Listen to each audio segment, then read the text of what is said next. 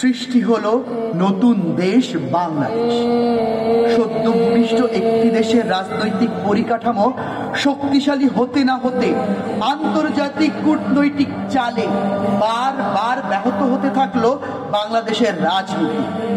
শাসক শ্রেণী বিভিন্ন অজুহাতে ভক্ষণ করতে থাকে জনগণের অধিকার।